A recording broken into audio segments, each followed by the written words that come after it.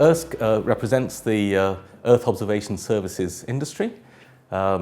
It has 75 members from all across Europe. The association is 26 years old. EARSC's vision is for a marketplace for Earth observation services for Europe. This is where Copernicus data, alongside other sources of data, along with value-added information and products, can be offered by the companies working in the sector. We do a regular survey of the sector.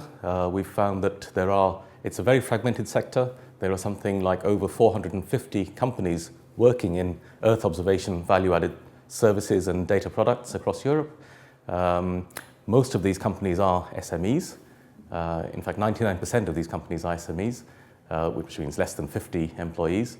63% of them are in fact micro companies, which means less than 10 employees. So it's a very fragmented sector. But it's a very innovative sector, and it is healthy. It's growing at a steady rate of 8 to 10% per year, and it's keen to leverage the value of Copernicus. One of the big hurdles, as I've mentioned, is the fragmentation. So we need to work together. We need to bring together industry, but also bring together research expertise, research know-how, also bring together the public institutions across Europe, bring together the demand for Earth observation services, and move to a situation where consumers of geoinformation, geospatial information across Europe, be they from commercial enterprises to public organizations, are sourced as services from the marketplace. So that is a key challenge to overcome. The second one I'd like to mention is this boundary between what's offered by public institutions versus what is offered by private industry.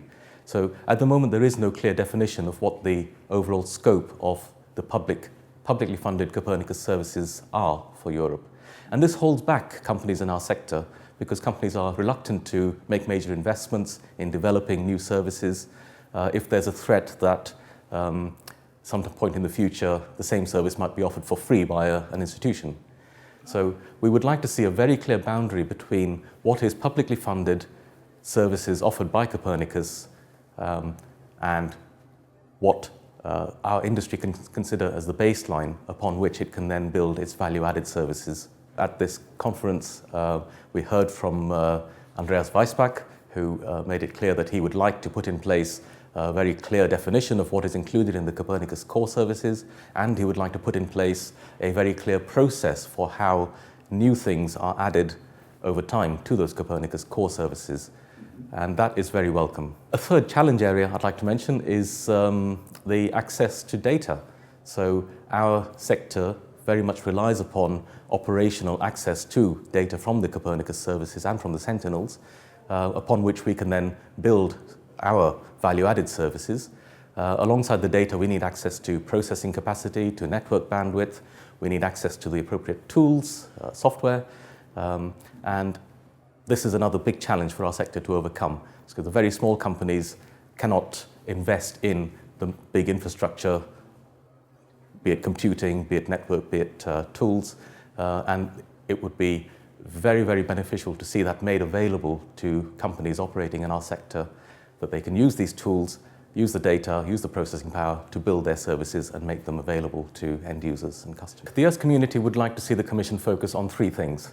The first is, as I've mentioned, clarifying the boundary between what is offered as public services in Europe and what is available for the private sector to develop as commercial value-adding services.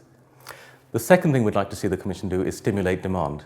So the consumers of geoinformation services across Europe, particularly the public consumers of that type of geoinformation, should source that geoinformation as services from industry wherever possible. And the third thing we'd like to see the Commission do is help us leverage Copernicus. So engage the private sector to build platforms that can make Copernicus data accessible alongside adequate processing power, alongside tools and know-how, such that our sector can build value-added services and make them available to customers all over the world. It's a very interesting time, very exciting time, and we're very, very excited to be where we are today with the Copernicus program. We look forward to success in the years ahead.